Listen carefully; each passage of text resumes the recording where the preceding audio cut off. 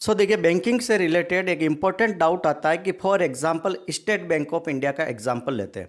तो एसबीआई कितनी बड़ी ब्रांच है, ऑल ओवर इंडिया फैली हुई है। अगर मेरा खाता जयपुर की किसी ब्रांच के अंदर है, अगर मेरा खाता जयपुर की किसी ब्रांच के अंदर है और उस ब्रांच में कुछ बड़ा फ्रॉड हो गया, ब्रांच के अंदर चोरी हो गई, सारा केस चोर उठाकर ले गए, तो उस केस में मेरा उस ब्रांच के अंदर अगर 10 लाख रुपए जमा है तो मेरे अमाउंट पर कुछ फ़र्क पड़ेगा, क्योंकि मेरे 10 लाख तो उस ब्रांच के अंदर पड़े और उस ब्रांच से चोरी हो गए, तो क्या मेरा पैसा भी बर्बाद, सब खत्म हो गया?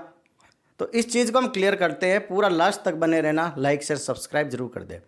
तो देखिए, अगर ब्रांच उठती, अगर पूरा एसबीआई बैंक ही उठ जाए तब तो आपके पैसों पर रिस्क आएगा। लेकिन अगर सिर्फ जयपुर की एक ब्रांच ही उठ जाती है तो वहाँ पर कोई भी आपका इश्यू नहीं होने वाला, क्योंकि आपका पैसा केस में नहीं रहता है।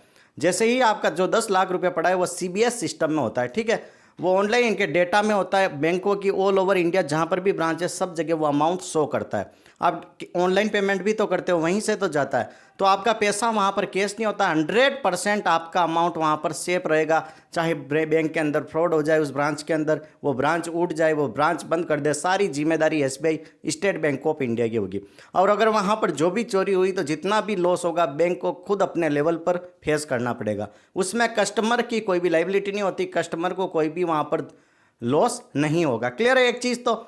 सेकंड है, अगर आपका पैसा लॉकर के अंदर पड़ा है, अगर लॉकर के अंदर पड़ा है, लॉकर से अगर कोई चोर चोरी करके ले जाए तो वहाँ पर तो लाइबिलिटी बनती है, वहाँ पर आपकी रिस्क होगी, समझ लो।